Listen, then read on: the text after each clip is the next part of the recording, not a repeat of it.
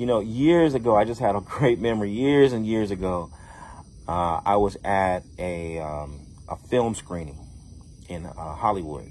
I'm from Southern California, Pasadena, and so a lot of my friends work in the motion picture industry.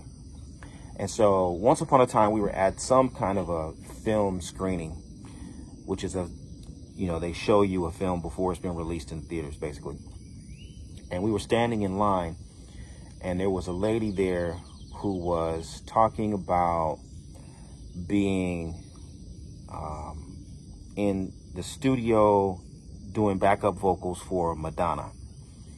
And she was saying how she was a better singer than Madonna, and how her voice was more this and her voice was more that, and blah, blah, blah. She was a better singer than Madonna, right? Now, of course, everybody's heard of Madonna, and this is kind of in her heyday, so I'm sure Madonna sold 1 trillion records that this lady was talking about being a backup singer on. And it's a common story. It's a common thing you hear in those circles at the parties and events, etc. And I'm saying it right now because it brings to mind a dilemma that I find lots of Americans have. I see it in the Orisha community constantly, where people like the idea of fantasizing about being a better singer than Madonna, or being able to launch a bigger band than James Brown. I'm the drummer, I'm the bass player for James Brown, but really I have a bigger vision. I have a better arrangement.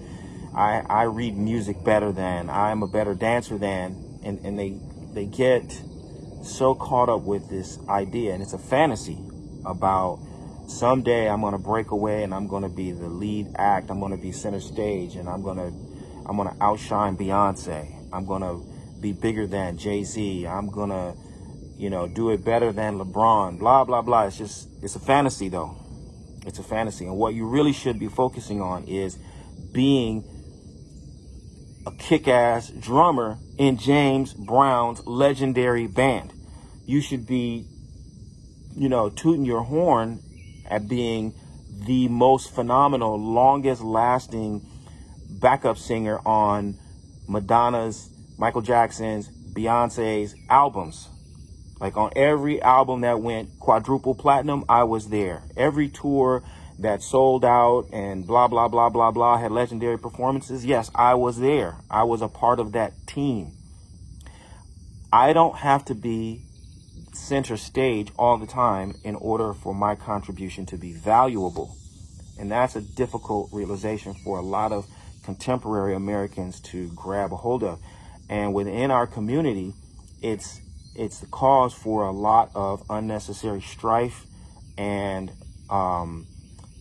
weakening our ability to create a cohesive collective movement that lasts year in, year out, 5 years, 10 years, one generation to the next, because people are dreaming and fantasizing about somehow branching off and becoming the next best thing.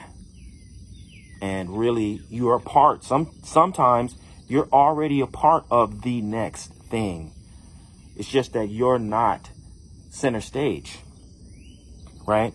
And so even in the worst case scenario, if you look at things like being the kick-ass drummer in James Brown's legendary funk band, or being the best backup singer in Beyonce's group, or on Madonna's tour, or whatever, you got bragging rights that perhaps after that group or that center stage artist has their star has started to wane, or they've decided to retire for a while, you can still now give voice lessons to people. You can still give music lessons to people. You can still teach people your arrangements and command top dollar, because you have proven your ability to perform on world-class teams. And people who understand that will appreciate the vast experience that you have in the studio, on tour, rehearsing, etc., etc. You have this wonderful experience of being a part of an exemplary a practice or group. That's so valuable, so much more valuable than you half stepping, because this is what happens. This is why it's a problem, because the whole time that you are actually on the team or you're a part of the group, you're half stepping because you're dreaming about saving your best whatever for that great day when you venture out on your own, which means your participation is always lackluster. It's always less than your best. You're not really giving everything to what you're doing because you're saving up for this dream and this hope and this fantasy that someday you're going to be the next thing. So it makes you a weak performer. It also makes you constantly looking for, if not creating, the scenario where you just say, forget it. I don't want to be here anyway. I want to do my own thing. I got another plan. I have another vision. So you're constantly looking for a reason to quit, or you're constantly creating the environment wherein everybody kind of wants you to quit, or they just outright ask you to leave, right? But you're doing that because you have this dream and this fantasy in your mind. And again, for a lot of people, it's just poisoning the well. It's just poisoning the well. This isn't the case every single time, but it is the case frequently enough for me to draw a lesson from it and hope that you can appreciate this lesson. Sometimes you are not center stage. Of course, there's the most notorious verse of Ifa that talks about this is Youre Meji, right? Youre Meji is the third Odu, is the third of the Mejis. And so, as such, he follows Ejiogbe, who's first, or Yeku Meji, who is second. And so when you see Youre Meji, one of the messages that is endemic to this particular Odu is, you don't have to be first, and you don't have to even be second. You can be third and still occupy an invaluable position, make a meaningful contribution. For people 1 and 2 are constantly battling for top position, but third is there. Third is, when you look at award ceremonies, you got gold, you got silver, and then you got bronze. Bronze is there on when they go up and they take their position on those podiums. Yeah, there's 3 positions, and as much as number 1 and number 2 might be battling for center stage and the most attention, number 3 has a place on that podium. There's no disputing it. 1, 2, and 3 are there. So it's a message and a lesson that says you don't have to be the next best thing. You don't have to be center stage all the time. It is absolutely acceptable for you to take third place even and occupy the third position with pride, with dignity, and understanding what kind of value you can offer at third position, and how third position still does create opportunities for you to move into second or first place in a different context at a different time. But you've got to be willing to take that position. Okay, so get your head in the game.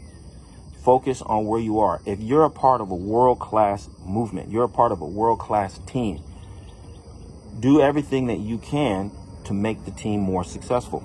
Do everything that you can to make the leader of the team shine even brighter. Do what you can to make the supporter of the leader of the team even more effective, right? Play your role and be happy to play your role and understand all of the things that you have to gain either in that moment, even in that moment. We don't even have to postpone it. We can say in that moment, by being willing to support a world-class effort by a world-class team, you are learning what it means to participate on a world-class level. It's invaluable. So much more important than you going out and breaking up things or wandering off or diluting, lessening, and distracting your contribution with some idea that one day you are going to be number 1 or number 2. All right. So that's the message for today. I hope it's been meaningful for you. And I look forward to hearing your feedback as well. What do you think? What is it like when you play second or third position? How have you ever seen this play out in your life? And what are the benefits of being willing to take that second or third position and make the team more successful, more effective, and even more legendary? I'd like to hear your experience. So until then, keep living the medicine and stay well. Odabo.